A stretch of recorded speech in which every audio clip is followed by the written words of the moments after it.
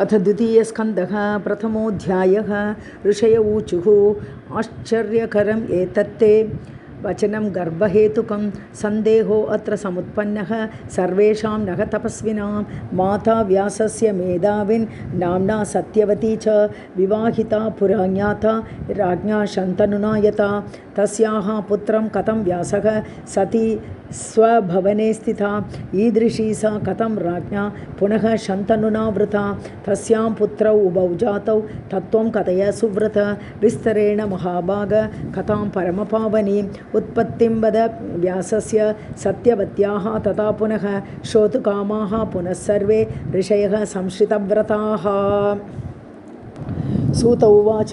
प्रणम्य परमां शक्तिं चतुर्वर्गप्रदायिनीं आदिशक्तिं वदिष्यामि कथां पौराणिकीं शुभां यस्य उच्चारणमात्रेण सिद्धिः भवति शाश्वती व्याजेन अपि हि बीजस्य वाग्भवस्य विशेषतः सम्यक् सर्वात्मना सर्वैः सर्वकामार्थसिद्धये स्मर्तव्या सर्वथा देवी वाञ्छितार्थप्रदायिने राजा उपरिचरः नाम धार्मिकः सत्यसङ्गरः चेदिदेशपतिः श्रीमान् बभूव द्विजपूजकः तपसा तस्य तुष्टेन विमानं स्फाटिकं शुभं दत्तम् इन्द्रेण तत्तस्मै सुन्दरं प्रियकाम्यया तेन आरूढः तु सर्वत्र याति दिव्येन भूपति न भूमौ उपरिस्थः असौ तेन उपरिचरः वसुः विख्यातः सर्वलोकेश धर्मनित्यः स भूपतिः तस्य भार्या वराराः गिरिका नाम सुन्दरी पुत्राः च अस्य महावीर्याः पञ्च आसन् अमित ओजसः पृथक् देशेषु राजानः स्थापिताः तेन भूभुजा वसोस्तु पत्नी गिरिका कामान् काले निवेदयत् ऋतुकालम् अनुप्राप्ता स्नाता पुंसवने शुचिः तदहः पितरश्च एनम् ऊचुः जहि मृगानिति तच्छ्रुत्वा चिन्तयामास भार्यां ऋतुमतीं तथा पितृवाक्यं गुरुं मत्वा कर्तव्यम् इति निश्चितं चचार मृगयां राजा गिरिकां मनसा स्मरन् वने स्थितः स राजर्षिः चित्ते सस्मार भामिनीम् अतीवरूपसम्पन्नां साक्षात् श्रियमिव अपरां तस्य रेतः प्रचस्कन्द स्मरतः तां च कामिनीं वटपुत्रे तु तद्राजा स्कन्नमात्रं समाक्षिपत् इदं वृथा परिस्कन्नं रेतः वै न भवेत् कथं ऋतुकालं च विज्ञाय मतिं चक्रे नृपः तदा अमोघं सर्वथा वीर्यं मम च एतत् न संशयः प्रियायै प्रेषयामि एतद् इति बुद्धिम् अकल्पयत् शुक्रप्रस्थापने कालं महिष्याः प्रसमीच्य सः अभिमन्त्र्य अथ तद्वीर्यं वटपर्णपुटे कृतं पार्श्वस्थं श्येनम् आभाष्य राजा उवाच द्विजं प्रति गृहाण इदं महाभाग गच्छ शीघ्रं गृहं मम मत्प्रियार्थम् इदं सौम्य गृहीत्वा त्वं गृहं नय गिरिकायै प्रयच्छ आशु तस्याः तु आर्तवम् अद्य वै सूत उवाच इत्युक्त्वा प्रददौ पर्णं श्येनाय नृपसत्तमः स गृहीत्वा उपपात आशु गगनं गतिवित्तमः गच्छन्तं गगनं श्येनं धृत्वा चञ्चुपुटे पुटं तम् अपश्यत् यथा आयान्तं खगं श्येनः तथा अपरः आमिषं स तु विज्ञाय शीघ्रम् अभ्यद्रवत् खगं तुण्डयुद्धम् अथ आकाशे तौ उभौ सम्प्रचक्रतुः युध्यतोः अपतत् रेतः तच्चापि यमुना अम्बसि खगौ तौ निर्गतौ कामं पुटके पतिते तदा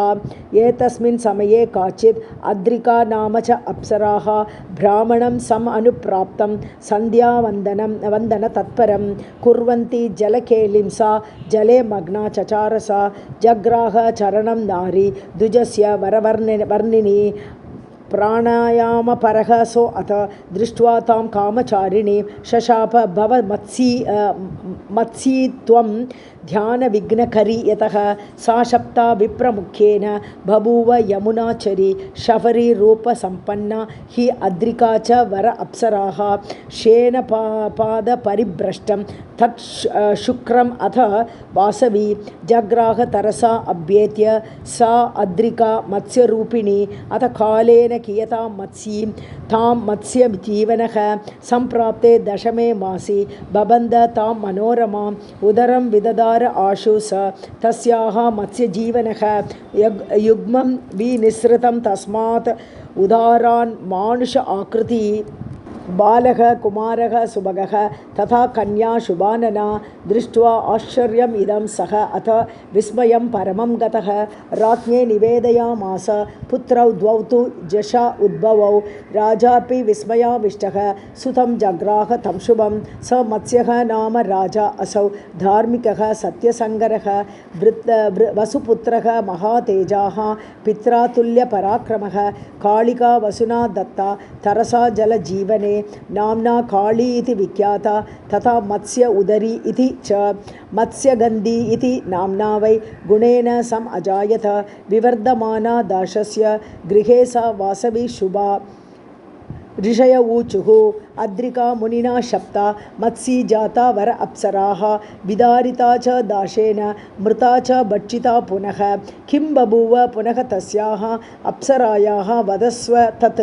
शापस्य अन्तं कथं सूत कथं स्वर्गम् अवापसा सूत उवाच शप्ता यदा सा मुनिना विस्मिता सम्बभूवः स्तुतिं चकार विप्रस्य दीना इव रुदती तदा दयावान् ब्राह्मणः प्राह तां तदा रुदतीं श्रियं मा शोकं कुरु कल्याणि शाप अन्तं ते वदामि अहं मत्क्रोधशापयोगेन मत्स्ययोनिं गताशुभे मानुषौ जनयित्वा त्वं शापमोक्षम् अवाप्स्यसि इत्युक्ता तेन सा प्राप मत्स्यदेहं नदीजले बालकौ जनयित्वा सा मृता मुक्ता स शापतः संत्यज्य रूपं मत्स्यस्य दिव्यरूपम् अवाप्य च जगाम अमरमार्गं च शापान्ते वरवर्णिनी एवं जाता वरापुत्री मत्स्यगन्धा वरानना पुत्री इव पाल्यमाना सा दाशगृहे व्यवर्धत मत्स्यगन्धा तदा जाता किशोरी च अतिसुप्रभा तस्य कार्याणि कुर्वाणा वासवी च अतिसुप्रभा इति श्रीमद्देवी भागवते महापुराणे अष्टादशसाहस्र्यां संहितायां द्वितीयस्कन्धे मत्स्यगन्धी उत्पत्तिवर्णनं नाम प्रथमोऽध्यायः। सर्वं जगदम्बार्पणमस्तु। अथ द्वितीयोऽध्यायः। सूत उवाच एकदा तीर्थयात्रायां व्रजन् पराशरः मुनिः आजगाम महातेजा कालिन्दी तटमुत्तमम् निषादम् आह धर्मात्मा कुर्वन्तं भोजनं तदा प्रापयस्व परम्पारं कालिन्द्याः उडुपेन मां दाशः श्रुत्वा मुनेः वाक्यं कुर्वाणः भोजनं तटे उवाच तां सुतां बालां मत्स्यगन्धां मनोरमाम् उडुपेन मुनिं बाले परम्पारं नयस्वः गन्तुकामो अस्ति धर्मात्मा तापसो अयं शुचिस्मिते इत्युक्ता सा तदा पित्रा मत्स्यगन्ध्या अथ वासवी उडुपे मुनिम् आसीनं संवाहयति भामिनी व्रजन् सूर्यसुतातोये भावित्वात् दैवयोगतः कामार्थः तु मुनिः जातः दृष्ट्वा तां चारुलोचनां गृहीतुकामः स मुनिः दृष्ट्वा व्यञ्जितयौवनां दक्षिणेन करेण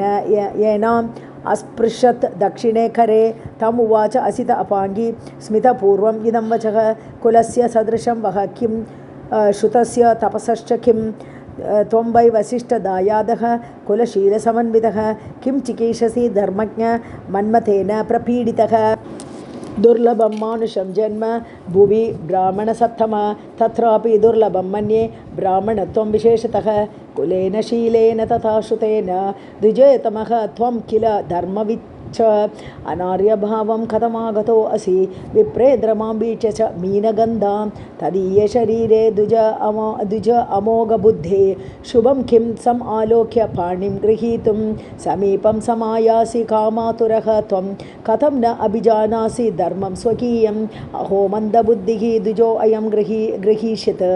जले मग्न एव अद्य मां वै गृहीत्वा मनो व्याकुलं पञ्चबाण अतिविद्धं न कोऽपि इह शक्तः प्रतीपं हि कर्तुम् इति संचिन्त्य सा बाला तम् उवाच महामुनिं धैर्यं कुरु महाभाग परं पारं नयामि वै सूत उवाच पराशरः तु तत् श्रुत्वा वचनं हितपूर्वकं करं त्यक्त्वा स्थितः तत्र सिन्धोः पारं गतः पुनः मत्स्यगन्धां प्रजग्राह मुनिः कामातुरः तथा वेपमाना तु सा कन्या तम् उवाच पुरस्थितं दुर्गन्धा अहं मुनिश्रेष्ठ कथं त्वं न उपशङ्कसे समानरूपयोः काम संयोगः तु सुखावहः इत्युक्तेन तु सा कन्या क्षणमात्रेण भामिनी कृतायोजनगन्धा तु सुरूपा च वरानना मृगनाभिसुगन्धां तां कृत्वा कान्तां मनोहरां जग्राह दक्षिणे पाणौ मुनिः मन्मथपीडितः गृहीतु कामं तं प्राह नाम्ना सत्यवती शुभा मुने पश्यति लोकोऽयं पिता चैव तटस्थितः पशुर्धर्मो न मे प्रीतिं जनयति अतिदारुणः प्रतीक्षस्व मुनिश्रेष्ठ यावद्भवति यामिनी रात्रौ व्यवाय उद्दिष्टः दिवा न मनुजस्य हि दिवासंगे महान् दोषः पश्यन्ति किल मानवाः कामं यच्च महाबुद्धे लोकनिन्दादुरासदा तच्छ्रुत्वा वचनं तस्याः युक्तम् उक्तम् उदारधीः निहारं कल्पयामास शीघ्रं पुण्यबलेन वै निहारे च समुत्पन्ने तटे अतितमसायुते कामिनीतं मुनिं प्राह मृदुपूर्वम् इदं वचः कन्याहं द्विजशार्दूल भुक्त्वा गन्तासि कामतः अमोघवीर्यः त्वं ब्रह्मन् का गतिर्मे भवेत् इति पितरं किं ब्रवीमि अद्य स गर्भा चेद् भवामि अहं त्वं गमिष्यसि भुक्त्वा मां किं करोमि वदस्व तत् पराशर उवाच कान्ते अद्य मत्प्रियं कृत्वा कन्या एव त्वं भविष्यसि वृणीष्व च वरं भीरु यं त्वम् इच्छसि भामिनी सत्यवतिरुवाच यथा मे पितरौ लोके न जानीतः हि मानदः कन्याव्रतं न मे हन्यात् तथा कुरु द्विजोत्तम पुत्रश्च त्वत्समः कामं भवेत् अद्भुत वीर्यवान् गन्धो अयं सर्वदा मे स्यात् यौवनं च नवं पराशर उवाच शृणु सुन्दरी पुत्रस्ते विष्णुवंश संभवः शुचिः शृणि सुन्दरी पुत्रः ते विष्णु अंशसंभवः शुचिः भविष्यति च विख्यातः त्रैलोक्ये वरवर्णिनी केनचित् कारणेन अहं जातः कामातुरः त्वयि कदापि च न सम्मोहः भूतपूर्वः वरानने दृष्ट्वा च अप्सरसां रूपं सदा अहं धैर्यमावहं दैवयोगेन वीक्ष्य त्वां कामस्य वशगः अभवम् तत् किञ्चित् कारणं विद्धि दैवं हि दुरतिक्रमं दृष्ट्वा अहं च अतिदुर्गन्धां त्वां कथं मोहम् आप्नुयां पुराणकर्ता पुत्रः ते भविष्यति वरानने वेदविद् भागकर्ता च ख्यातश्च भुवनत्रये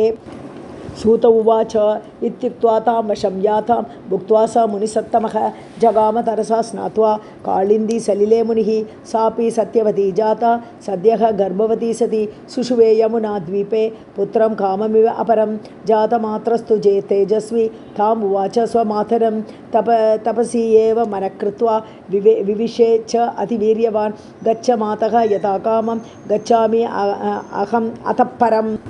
तपः कर्तुं महाभागे दर्शयिष्यामि वै स्मृतः मातः यदा भवेत् कार्यं तव किञ्चित् अनुत्तमं स्मर्तव्यो अहं तदा शीघ्रम् आगमिष्यामि भामिनी स्वस्ति ते अस्तु गमिष्यामि त्यक्त्वा चिन्तां सुखं वस इत्युक्त्वा निर्ययौ व्यासः सापि पितृ अन्तिकं गता द्वीपे न्यस्तः तया बालः तस्मात् द्वैपायनः अभवत् जातमात्रः जगाम आशु वृद्धिं विष्णु अंशयोगतः तीर्थे तीर्थे कृतस्नानः चचार तप उत्तमम् एवं द्वैपायनः जज्ञे सत्यवत्यां पराशरात् चकार वेदशाखाश्च प्राप्तं ज्ञात्वा कलेः युगं वेदविस्तार कारणात् व्यास नाम अभवत् मुनिः पुराणसंहिताः चक्रे महाभारतमुत्तमं शिष्यान् अध्यापयामास वेदान् कृत्वा विभागशः सुमन्तुं जैमिनीं पैलं वैशम्पायनमेव च असितं देवलं चैव शुकं चैव स्वम् आत्मजं सूत उवाच एतच्च कथितं सर्वं कारणं मुनिसत्तमाः सत्यवत्याः सुतस्य अपि समुत्पत्तिः तथा शुभा संशयो अत्र न कर्तव्यः सम्भवे मुनिसत्तमाः महतां चरिते चैव गुणाग्राह्या मुनेः इति कारणाच्च समुत्पत्तिः सत्यवत्याः जश उदरे पराशरेण संयोगः पुनः शन्तनुना तथा अन्यथा तु मुनेः चित्तं कथं काम आकुलं भवेत् अनार्यजुष्टं धर्मज्ञ कृतवान् स कथं मुनिः सकारणे इयमुत्पत्तिः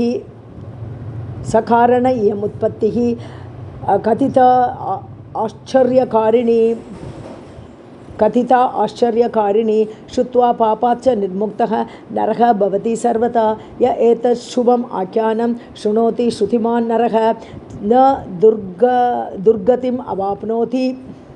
सुखी भवति सर्वदा इति श्रीमद्भागवते महापुराणे अष्टादशसहस्रां संहितायां द्वितीयस्कन्धे व्यासजन्मवर्णनं नाम द्वितीयोऽध्यायः सर्वं जगदम्बार्पणमस्तु अथ तृतीयोऽध्यायः ऋषयो ऊचुः उत्पत्तिस्तु त्वया प्रोक्ता व्यासस्य अमिततेजसः सत्यवत्याः तथा सूत विस्तरेण त्वया अनग तथापि एकस्तु सन्देहः चित्ते अस्माकं तु संस्थितः न निवर्तति धर्मज्ञ कथितेन त्वया अनग नाथा व्यासस्य या प्रोक्ता नाम्ना सत्यवती शुभा सा कथं नृपतिं प्राप्ता शन्तनुं धर्मवित्तमं निषादपुत्रीं स कथं वृतवान् नृपतिः स्वयं धर्मिष्ठः पौरवः राजा कुलहीनाम् असंवृतां शन्तनोः प्रथमा पत्नी काहि अभूत् कथय अधुना भीष्मः पुत्रो अथ मेधावी वसोः अंशः कथं पुनः त्वया प्रोक्तं पुरासूत राजा चित्रांगदः कृतः सत्यवत्याः सुतः वीरः भीष्मेण अमिततेजसा चित्रांगदे हते वीरे कृतः तद् अनुजः तदा विचित्रवीर्यनाम असौ सत्यवत्याः सुतो नृपः ज्येष्ठे भीष्मे स्थिते पूर्वं धर्मिष्ठे रूपवती अपि कृतवान् स कथं राज्यं स्थापितः तेन जानता मृते विचित्रवीर्ये तु सत्यवती अधिदुःखिता वधूभ्यां गोलकौ पुत्रौ जनयामास सा कथं राज्यं न भीष्माय ददौ सा वरवर्णिनी न कृतः तु कथं तेन वीरेण दारसङ्ग्रहः अधर्मस्तु कृतः कस्मात् व्यासेन अमिततेजसा ज्येष्ठेन भ्रातृभार्यायां पुत्रौ उत्पादितौ इति पुराणकर्ता धर्मात्मा स कथं कृतवान् मुनिः सेवनं परदाराणां भ्रातुः चैव विशेषतः जुगुप्सितम् इदं कर्म स कथं कृतवान् मुनिः शिष्टाचारः कथं सूत वेद अनुमितकारकः व्यासशिष्यो असि मेधाविन् सन्देहं चेतुमर्हसि श्रोतुकामा वयं सर्वे धर्मक्षेत्रे कृतक्षणाः सूत उवाच इक्ष्वाकुवंशप्रभवः महाभिष इति स्मृतः सत्यवान् धर्मशीलश्च चक्रवर्ती नृपोत्तमः अश्वमेधसहस्रेण वाजपेयशतेन च तोषयामास देवेन्द्रं स्वर्गं प्राप महामतिः एकदा ब्रह्मसदनं गतः राजा महाभिषः सुराः सर्वे समाजग्मुः सेवनार्थं प्रजापतिं गंगा महानदी तत्र संस्थिता सेवितुं विभुं तस्या वासः समुद्धूतं मारुतेन तरस्विना अधोमुखाः सुरा सर्वे न विलोक्य एव तां स्थिताः राजा महाभिषः तां तु निःशङ्कः अपश्यत सा अपि तं प्रेमसंयुक्तं नृपं ज्ञातवती नदी दृष्ट्वा तौ प्रेमसंयुक्तौ निर्लज्जौ काममोहितौ ब्रह्माचुकोपतौ तूर्णं शशाप च रुषान्वितः मर्त्यलोकेषु भूपाल जन्म प्राप्य पुनर्दिवं पुण्येन महताविष्टः त्वम् अवाप्स्यसि सर्वथा गंगां तथा उक्तवान् ब्रह्मा वीक्ष्य प्रेमवतीं नृपे विमनस्कौ तौ तूर्णं निःसृतौ ब्रह्मण अन्तिकात् सह नृपान्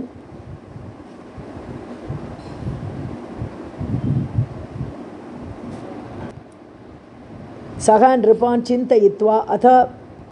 भूर्लोके धर्मतत्परान् प्रतीपं चिन्तयामास पितरं पुरुवंशजम् एतस्मिन् समयेश्च अष्टौ बसवः स्त्रीसमन्विताः वसिष्ठस्य आश्रमं प्राप्ताः रममाणाः यदृच्छया पृथु आदीनां वसूनां च मध्ये कोऽपि वसूत्तमः द्यौर्नाम तस्य भार्या अथ नन्दिनीं गां ददर्शः दृष्ट्वा पतिं सा पप्रच्छ कस्या इयं धेनुरुत्तमा द्यौः तामाह वसिष्ठस्य गौः इयं शृणु सुन्दरी दुग्धम् अस्याः पिबेत् यः तु नारी वा पुरुषो अथवा आयुत आयुः भवेत् नूनं सदा एव आगतयौवनः तच्छ्रुत्वा सुन्दरी प्राह मृत्युलोके अस्ति मे सखी उशीनरस्य राजर्षेः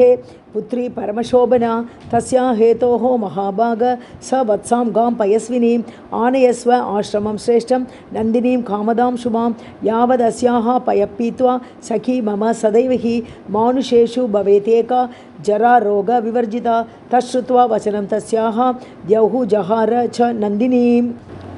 अवमन्य मुनिं दान्तं पृथु आद्यैः सहितः अनघः हृतायामत नन्दिन्यां वसिष्ठः तु महातपाः आजगाम आश्रमपदं फलानि आदाय सत्वरः न अपश्यत यदा धेनुं स वत्सां स्व आश्रमे मुनिः मृगयामास तेजस्वी गह्वरेषु वनेषु अपि न आसादिता यदा धेनुः चुकोप अतिशयं मुनिः वारुणिश्चापि विज्ञाय ध्यानेन वसुभिः मे हृता धेनुः यस्मात् माम् अवमन्यवै तस्मात् सर्वे जनयिष्यन्ति मानुषेषु न संशयः एवं शशाप धर्मात्मा वसूंस्तान् वारुणिः स्वयं श्रुत्वा विमनसः सर्वे प्रायैः दुःखिताश्च ते सप्ताहात् स्म इति जानन्तः ऋषिं तम् उपचक्रमुः प्रसादयन्तः तं ऋषिं वसवः शरणं गताः मुनिः तानाह धर्मात्मा वसून् दीनान् पुरस्थितान् अनुसंवत्सरं सर्वे शापमोक्षम् अवाप्स्यथ येन इयं विकृता धेनुः नन्दिनी मम वत्सला तस्माद् द्यौः मानुषे देहे दीर्घकालं वसिष्यति ते सप्ताहापति गच्छन्तीं गङ्गां दृष्ट्वा सरिद्वराम् ऊचुः तां प्रणताः सर्वे सप्तां चिन्तातुरां नदीं भविष्यामः वयं देवी कथं देवाः सुधा अशनाः मानुषाणां च जठरे चिन्ता इयं महती नः तस्मात् मानुषी भूत्वा जनय अस्मान् सरिद्वरे शन्तनुर्नाम राजर्षिः तस्य भार्या भव अनगे जातान् जले च अस्मान् निश्चिपस्व असुर आपगे एवं शापविनिर्मोक्षः भविता न अत्र संशयः तथा इति उक्ताश्च ते सर्वे जग्मुः लोकं स्वकं पुनः गङ्गा अपि निर्गता देवी चिन्त्यमाना पुनः पुनः महाभिषः नृपः जातः प्रतीपस्य सुतः तदा शन्तनुर्नाम राजर्षिः धर्मात्मा सत्यशङ्करः प्रतीपः तु स्तुतिं चक्रे सूर्यस्य अमिततेजसः तदा स सलिला तस्मात् निःसृता वरवर्णिने दक्षिणं शालसङ्काशम् ऊरुं बेजे शुभानना अहो अंके स्थितां स्त्रियं च आह मा पृष्ट्वा किं वरानने मम ऊरौ आस्थिता असि त्वं किमर्थं दक्षिणे शुभे सा तमाह वरारोह यदर्थं राजसत्तम स्थिता अस्मि अंके कुरु श्रेष्ठ कामयानां भजस्व मां ताम् अवोचत् अथ राजा रूपयौवनशालिनीं न अहं परस्त्रियं कामात् गच्छेयं वरवर्णिनीं स्थिता दक्षिणम् ऊरुं मे त्वम् आश्लिष्य च भामिनी अपत्यानां स्नुषाणां च स्थानं विद्धि शुचिस्मिते स्नुषा मे भव कल्याणी जाते पुत्रे अतिवाञ्छिते भविष्यति च मे पुत्रः तव पुण्यात् न संशयः तथा इति उक्त्वा गता सा वै कामिनी दिव्यदर्शना राजा चापि गृहं प्राप्तः चिन्तयन् तां स्त्रियं पुनः ततः कालेन कियता जाते पुत्रे वयस्विनी वनं जिगमिषु राजा पुत्रं वृत्तान्तम् ऊचिवान् वृत्तान्तं कथयित्वा तु पुनः ऊचे निजं सुतं यदि प्रयाति सा बाला त्वां वने चारुहासिनी कामयाना वरारोहा तां भजेता मनोरमां न पृष्टव्या त्वया कासी मन्नियोगात् नराधिप धर्मपत्नीं च तां कृत्वा भविता त्वं सुखी किल। सूत उवाच एवं सन्दिश्य तं पुत्रं भूपतिः प्रीतमानसः दत्त्वा राज्यश्रियं सर्वां वनं राजा विवेशः। तत्रापि च तपस्तप्त्वा समाराध्य पराम्बिकां जगाम स्वर्गं राजा असौ देहं त्यक्त्वा स्वतेजसा राज्यं प्राप महातेजाः शन्तनुः सार्वभौमिकं प्रजां वैपालयामास धर्मदण्डः महीपतिः। इति श्रीमद्देवी भागवते महापुराणे अष्टादशसहस्रां संहितायां द्वितीयस्कन्धे प्रतीपसकाशात् शन्तनु जन्मवर्णनं नाम तृतीयोऽध्यायः। सर्वं जगदम्बार्पणमस्तु। अथ चतुर्थोऽध्यायः। सूत उवाच प्रतीपे अथ दिवं याते शन्तनुः सत्यविक्रमः बभूव मृगयाशीलः निघ्नन् व्याघ्रान् मृगान् नृपः स कदाचित् वने घोरे गङ्गातीरे चरन् नृपः ददर्श मृगशावाक्षीं सुन्दरीं चारुभूषणां दृष्ट्वा तां नृपतिः मग्नः पित्रा उक्ता इयं वरानना रूपयौवनसम्पन्ना साक्षात् लक्ष्मीः वापरा पिबन्मुखाम्बुजं तस्याः न तृप्तिम् अगमत् नृपः हृष्टरोमा अभवत् तत्र व्याप्तचित्त इव अनघः महाभिषं सापि मत्वा प्रेमयुक्ता बभूवः किञ्चित् मन्दस्मितं कृत्वा तस्थौ अग्रे नृपस्य च वीज्यताम् असितापाङ्गीं राजा प्रीतमनाभृशम् उवाच मधुरं वाक्यं सान्त्वयन् श्लक्ष्णया गिरा देवी वा त्वं वा च वामोरु मानुषी वा वरानने गन्धर्वी वा अथ यक्षी वा नागकन्या अप्सरसापि वा यासी कासी वरारोहे भार्या मे भव सुन्दरी प्रेमयुक्तस्मिता एव त्वं धर्मपत्नी भव अद्य मे। सूत उवाच राजा तां नाभिजानाति गाङ्गेयम् इति निश्चितं महाभिषं समुत्पन्नं नृपं जानाति जाह्नवी पूर्वप्रेमसमायोगात् श्रुत्वा वाचं नृपस्य ताम् उवाच नारी राजानं स्मितपूर्वं इदं वचः स्त्री उवाच जानामि त्वां नृपश्रेष्ठ प्रतीपतनयं शुभं का न वाञ्छति स चारु अङ्गी भावित्वात् सदृशं पतिं वाग्बन्धेन नृपश्रेष्ठ वरिष्यामि पतिं किल शृणु मे समयं राजन्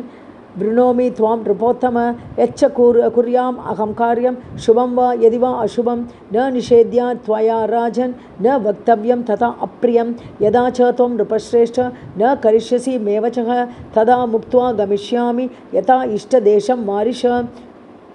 स्मृत्वा जन्म वसूनां सा प्रार्थनापूर्वकं हृदि महाभिषस्य प्रेम अथ विचिन्त्य एव च जाह्नवी तथा इति उक्त्वा अथ सा देवी चकार नृपतिं पतिम् एवं वृता नृपेण अथ गङ्गामानुषरूपिणी नृपस्य मन्दिरं प्राप्ता सुभगा वरवर्णिनी नृपतिः तां समासाद्य चिक्रीड उपवने शुभे सापि तं रमयामास भावज्ञा वै वराङ्गना न बुबोध नृपः क्रीडन् गतान् वर्षगणान् अथ स तया मृगशावाक्ष्या शच्या शतक्रतुः यथा सा सर्वगुणसम्पन्ना सः अपि कामविचक्षणः रेमा ते मन्दिरे दिव्ये रमानारायणौ इव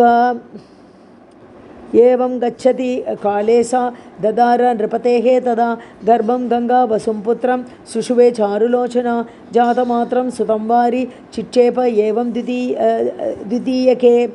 तृतीये अथ चतुर्थे अथ पञ्चमे षष्ठे एव च सप्तमे वा हते पुत्रे राजा चिन्तापरो अभवत् किं करोमि अद्य वंशो मे कथं स्यात् स्थिरो भुवि सप्तपुत्रा हता नूनम् अनया पापरूपया निवारयामि यदि मां त्यक्त्वा यास्यति सर्वथा अष्टमो अयं सुसम्प्राप्तः गर्भः मे मनसि ईप्सितः न वारयामि चेत् अद्य सर्वथा इयं जले क्षिपेत् भविता वा न वा च अग्रे संशयो अयं मम अद्भुतः सम्भवे अपि च दुष्टा इयं रक्षयेत् वा न रक्षयेत् एवं संशयिते कार्ये किं कर्तव्यं मया अधुना वंशस्य रक्षणार्थं हि यत्नः कार्यः परो मया ततः काले यदा जातः पुत्रो अयम् अष्टमः वसुः मुनेः येन कृता धेनुः नन्दिनी स्त्री जितेन हि तं दृष्ट्वा नृपतिः पुत्रं ताम् उवाच पदे दासो अस्मि तव तन्वङ्गी प्रार्थयामि शुचिस्मिते पुत्रम् एकं पुषामि एनं देहि जीवितमद्य मे हिंसिताः सप्तपुत्रा मे करबोरु त्वया शुभाः अष्टमं रक्ष शुश्रोणि पठामि तव पादयोः अन्यद्वै प्रार्थितं ते अद्य ददामि अथ च दुर्लभं वंशो मे रक्षणीयो अद्य त्वया परमशोभने अपुत्रस्य गतिः नास्ति स्वर्गे वेदविदो विदुः तस्मात् अद्य वरारोहे प्रार्थयामि अष्टमं सुतम् इति उक्ता अपि गृहीत्वा तं यदा गन्तुं समुत्सुका तदा कुपितः राजा ताम् उवाच अतिदुःखितः पापिष्ठे किं करोमि अद्य निर्यात् न बिभेमि किं काशी पापकराणां त्वं पुत्री पापरता सदा यथा इच्छं गच्छ वा तिष्ठ पुत्रो मे स्थीयतामिह किं करोमि त्वया पापे वंश अन्तकरया अनया एवं वदति भूपाले सा गृहीत्वा सुतं शिशुं गच्छन्ती वचनं कोपसंयुक्ता तम् उवाचः पुत्रकामा सुतं तु येन पालयामि वने गता समयो मे गमिष्यामि वचनं हि अन्यथा कृतं गङ्गा मां वै विजानीहि देवकार्यार्थमागतां वसवः तु पुरा शप्ताः वसिष्ठेन महात्मना व्रजन्तु मानिषीं योनिं स्थितां चिन्तातुराः तु मां दृष्ट्वा इदं प्रार्थयामासुः जननी नः भव अनगे तेभ्यः दत्वा वरं जाता पत्नी ते नृपसत्तम देवकार्यार्थसिद्ध्यर्थं जानीहि सम्भवः मम सप्तवै ते बसवः पुत्राः मुक्ताः शापात् ऋषे हेतु ते कियन्तं कालमेको अयं तव पुत्रः भविष्यति गङ्गादत्तम् इमं पुत्रं गृहाण शन्तनो स्वयं वसुं देवं विदित्वा येनं सुखं भुङ्क्ष्व सुत उद्भवं गाङ्गेयः अयं महाभाग भविष्यति बल अधिकः अद्य तत्र नयामि एनं यत्र त्वं वै मया वृतः दास्यामि यौवनप्राप्तं पालयित्वा महीपते न मातृरहितः पुत्रः जीवेत् न च सुखी भवेत् इत्युक्त्वा अन्तर्ददे गङ्गा तं गृहीत्वा च बालकं राजा च अतीव दुःखार्थः संस्थितः निजमन्दिरे भार्या विरहजं दुःखं तथा पुत्रस्य च अद्भुतं सर्वदा चिन्तयन् आस्ते राज्यं कुर्वन् महीपतिः एवं गच्छति काले अथ नृपतिः मृगयां गतः निघ्नन् मृगगणान् बाणैः महिषान् सूकरान् अपि गङ्गातीरम् अनुप्राप्तः स राजा शन्तनुः तदा नदीं स्तोकजलां दृष्ट्वा विस्मितः स महीपतिः तत्र अपश्यत् कुमारं तं मुञ्चन्तं विशिकान् बहून् आकृष्य च महाचापं क्रीडन्तं सरितः तटे तं वीक्ष्य विस्मितः राजा न स्म जानाति किञ्चन न उपलेभे स्मृतिं भूपः पुत्रो अयं मम वानवा दृष्ट्वा अपि अमानुषं कर्म बाणेषु लघुहस्ततां विद्यां वा अप्रतिमां रूपं तस्य वै स्मरसन्निभं पप्रच्छ विस्मितः राजा कस्य पुत्रो असि च अनग न उवाच किञ्चित् वीरः असौ मुञ्चन् शिलीमुखानथ अन्तर्धानं गतः सो अथ राजा चिन्तातुरो अभवत् को अयं मम सुतः बालः किं करोमि व्रजामि कं गङ्गां तुष्टाव भूपालः स्थितः तत्र समाहितः दर्शनं सा ददौ च अथ चारुरूपा यथा पुरा दृष्ट्वा तां चारु सर्वाङ्गीं बभाषे नृपतिः स्वयं को अयं गङ्गे गतः बालः मम त्वं दर्शय अधुना गङ्गा उवाच पुत्रो अयं तव राजेन्द्र रक्षितश्च अष्टमः वसुः ददामि तव हस्ते तु गाङ्गेयः अयं महातपाः कीर्तिकर्ता कुलस्य अस्य भविता तव सुव्रत पाठितस्तु अखिलान् वेदान् धनुर्वेदं च शाश्वतं वसिष्ठस्य आश्रमे दिव्ये संस्थितो अयं सुतः तव सर्वविद्याविधानज्ञः सर्वार्थकुशलः शुचिः यद्वेद जामदग्न्यः असौ तद्वेद अयं सुतः तव गृहाण गच्छ राजेन्द्र सुखी भव नराधिप इत्युक्त्वा अन्तर्ददे गङ्गा दत्त्वा पुत्रं नृपाय वै नृपतिस्तु मुदायुक्तः बभूव अतिसुखान्वितः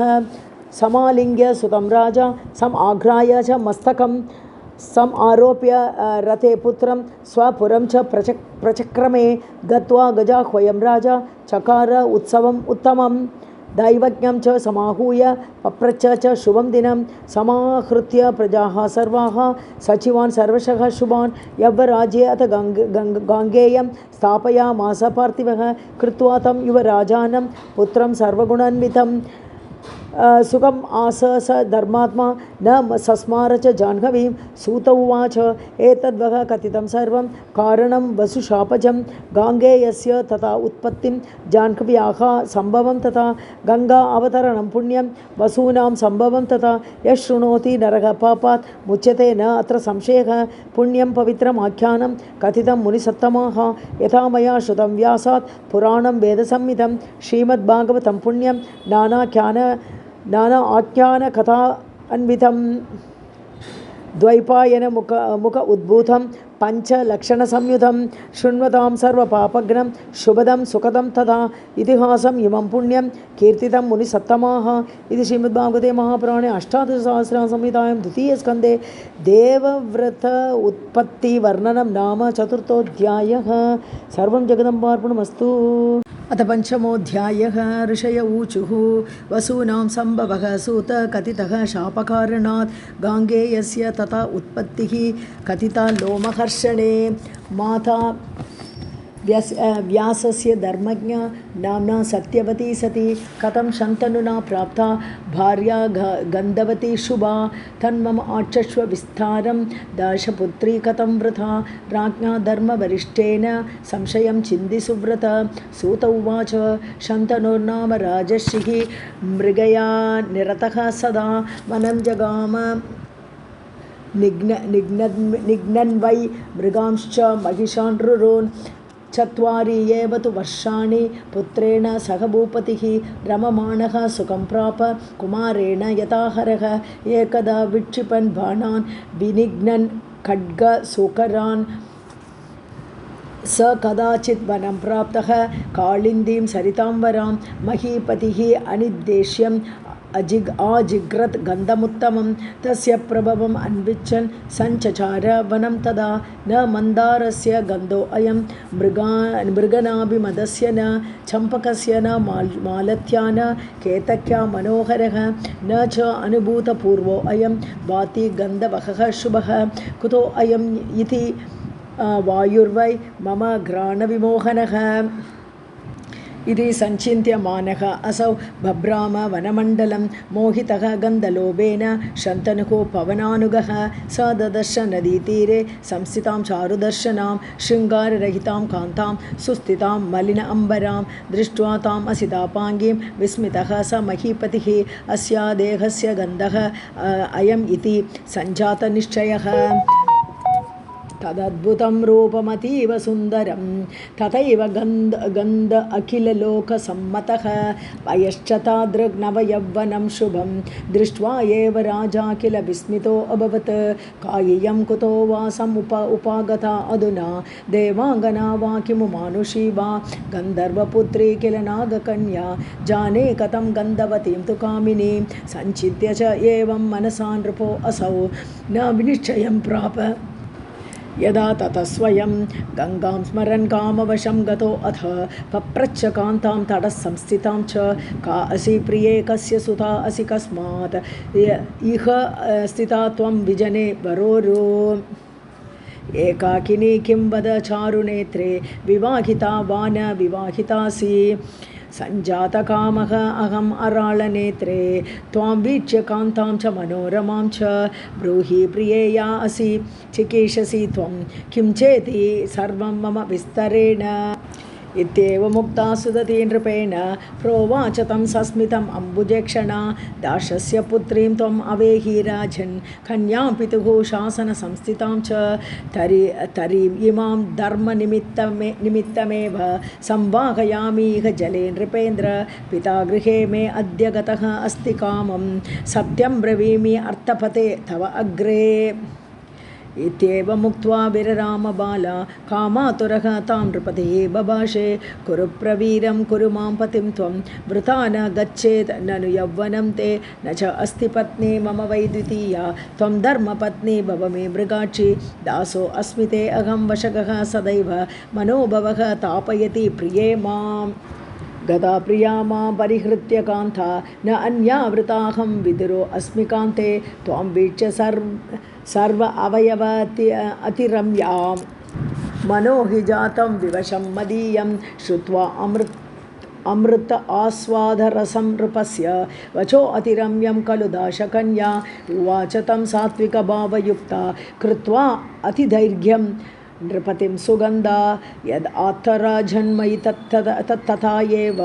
मन्ये अहं एतत्तु यथा वचस्ते न अस्मि स्वतन्त्रा त्वम् अवेहि कामं दाता पिता मे अर्थय तं त्वम् आशु न स्वैरिणी इह अस्मि अपि दाशपुत्री पितुर्वशे अहं सततं चरामि स चेत् ददाति प्रतितः पिता मे गृहाण पाणिं वशगा अस्मि ते अहं मनोभवः त्वां नृप किं दुनोति यथा पुनर्मां नवयौवनां च दुनोति तत्रापि रक्षणीया धृतिकुल आचारपरम्परासु सूत उवाच इति आकर्ण्य वचस्तस्याः नृपतिः काममोहितः गतः दाशपतेः गेहं तस्या याचनहेतवे दृष्ट्वा नृपतिम् आयान्तं दाशो अतिविस्मयं गतः प्रणामं नृपतेः कृत्वा कृत अञ्जलिः अभाषत सूत उवाच इति आकर्ण्य वचस्तस्याः नृपतिः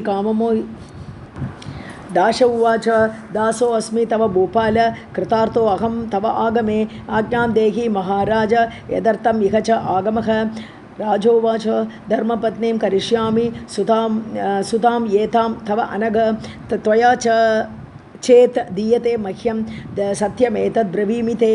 दाश उवाच कन्यारत्नं मदीयं चेत् यत्त्वं प्रार्थयसे नृप दातव्यं तु प्रदास्यामि न तु अधेयं कदाचन तस्याः पुत्रः महाराज त्वद् अन्ते पृथ्वीपतिः सर्वथा च अभिषिक्तव्यः न अन्यः पुत्रः तव इति वै सूत उवाच श्रुत्वा वाक्यं तु दाशस्य राजा चिन्तातुरो अभवत् गाङ्गेयं मनसा कृत्वा न उवाच नृपतिः तदा कामातुरः गृहं प्राप्तः चिन्ताविष्टः महीपतिः न सस्नौ बुभुजे न अत न शुश्वाप गृहं गतः चिन्तातुरं तु तं दृष्ट्वा पुत्रः देवव्रतः तदा गत्वा अपृच्छत् महीपालं तद् असन्तोषकारणं दुर्जयः को अस्ति शत्रुस्ते करोमि वशकं तव का चिन्ता नृपशार्दूल सत्यं वद नृपोत्तम किं तेन जातेन सुतेन राजन् दुःखं न जानाति न नाशयेत् यः ऋणं गृहीतं उपागतो असौ प्राग्जन्मजं न अत्र विचारणा अस्ति विमुच्य राज्यं रघुनन्दनो अपि तात आज्ञया दाशरथिस्तु रामः वनं गतः लक्ष्मणजानकीभ्यां सह एव शैलं किल चित्रकूटं सुतः हरिश्चन्द्रनृपस्य राजन् यः रोहितश्चति च इति प्रसिद्धनामा क्रीतः अथ पित्रा विपण उद्यतश्च दासार्पितः विप्रगृहे तु नूनं तथा अजिगर्तस्य सुतः वरिष्ठः नाम्ना शुनश्चेप इति प्रसीदः क्रीतः तु पित्रा अपि अथ यूपबद्धः सम्मोचितः गादिसुतेन पश्चात् पित्राज्ञया जामदग्न्येन पूर्वं छिन्नं शिरः मातुः इति प्रसीदम् अकार्यम् अपि आचरितं च तेन गुरोः अनुज्ञा च गरीयसी कृता इदं शरीरं तव भूपते न क्षमो अस्मि नूनं वद किं करोमि अहं न शोचनीयं मयि वर्तमाने अपि असाध्यमर्थं प्रतिपादयामि अधः प्रब्रूहि राजन् तव का अस्ति चिन्ता निवारयामि अद्य धनुर्गृहीत्वा देहेन मे चेच्चरितार्थता वा भवतु अमोघा भवतश्चिकीर्षा दिक्तं सुतं यः पितुः ईप्सितार्थं क्षमो अपि सन् न प्रतिपादयेत्यः जातेन किं तेन सुतेन कामं पितुः न चिन्तां हि समुद्धरेद्यः समुद्धरेत्यः सूत उवाच निशम्य इति वचस्तस्य पुत्रस्य शन्तनुः नृपः लज्जमानस्तु मनसा तम् आह त्वरितं सुतं राजोवाच चिन्ता मे महती पुत्र यस्त्वम् एकोऽसि मे सुतः शूरः अतिबलवान् मानी सङ्ग्रामेषु अपराङ्मुखः एका अपत्यस्य मेतात वृता इदं जीवितं किल मृते त्वयि मृदे क्वा अपि किं करोमि निराश्रयः येषा मे महती चिन्ता तेन अद्य दुःखितो अस्मि अहं न अन्या चिन्तास्ति मे पुत्र यां तव अग्रे वदामि अहं सूत उवाच तद् आकर्ण्य अथ गाङ्गेयः मन्त्रवृद्धानपृच्छत न मां वदति भूपालः लज्जया अद्य परिप्लुतः वित्तवार्तं नृपस्य अद्य पृष्ट्वा यूयं विनिश्चयात् सत्यं ब्रुवन्तु मां सर्वं तत्करोमि निराकुलः तच्छ्रुत्वा ते नृपं गत्वा संविज्ञाय च कारणं शशंसुः विदित अर्थः तु गाङ्गेयः तद् अचिन्तयत् सहितः तैः जगाम आशु दासस्य सदनं तदा प्रेमपूर्वम् उवाच इदं विनम्रः जाह्नवीसुतः गाङ्गेय उवाच पित्रे देहि सुतां ते अद्य प्रार्थयामि सुमध्यमां माता मे अस्तु सुता इयं ते दासः अस्मि अस्याः परन्तप दाश उवाच त्वं गृहाण महाभाग पत्नीं कुरु नृपात्मज पुत्रः अस्याः न भवेत् राजा वर्तमाने त्वयि इति वै गाङ्गे उवाच माता इयं मम दासेयी राज्यं नैव करोमि अहं पुत्रः अस्याः सर्वथा राज्यं करिष्यति न संशयः दाश उवाच सत्यं वाक्यं मया ज्ञातं पुत्रस्ते बलवान् भवेत् सोऽपि राज्यं बलात् नूनं गृह्णीयात् इति निश्चयः गाङ्गे उवाच न दारसङ्ग्रहं नूनं करिष्यामि हि सर्वथा सत्यं मे वचनं तात मया भीष्मं व्रतं कृतं सूत उवाच एवं कृतां प्रतिज्ञां तु निशम्य जशजीवकः ददौ सत्यवतीं तस्मै राज्ञे सर्वाङ्गशोभनाम् अङ्गेन विधिना तेन वृता सत्यवती प्रिया न जानाति परं जन्म व्यासस्य नृपसत्तमः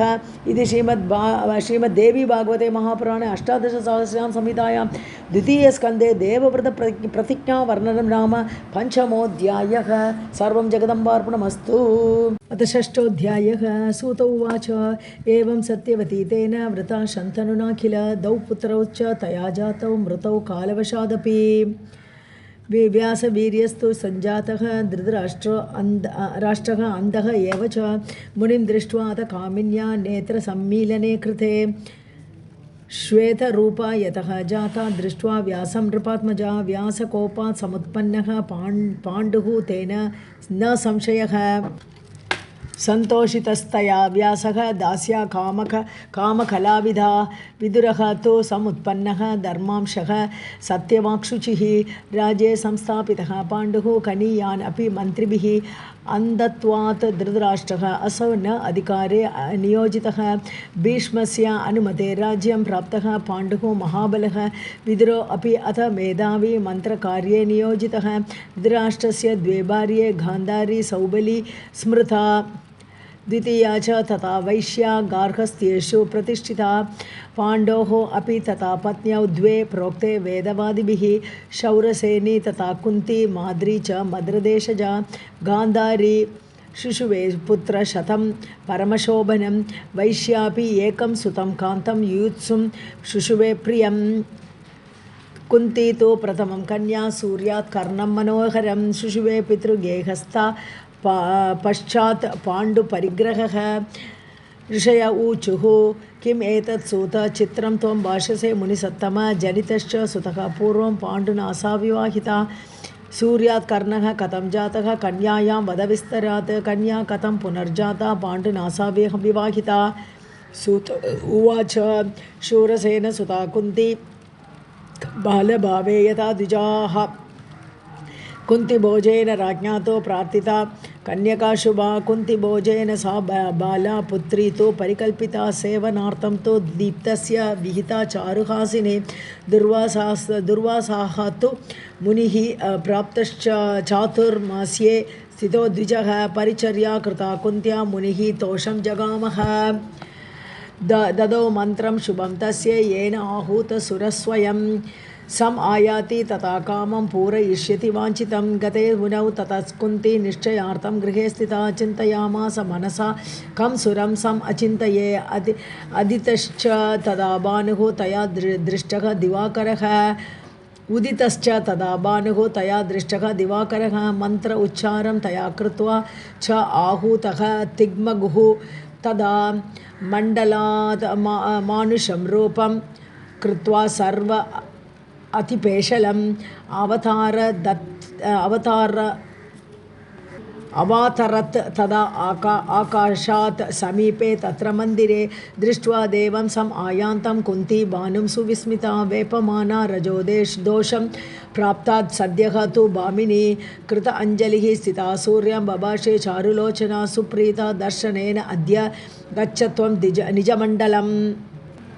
सूर्य उवाच आहूतो अस्मि कथं कुन्ती त्वया मन्त्रबलेन वै न मां भजति कस्मात् त्वं समाहूय पुरोगतं कामार्थः अस्मि असितापाङ्गी भज मां भावसंयुतं मन्त्रेण अधीनतां प्राप्तं क्रीडितुं नयमामिति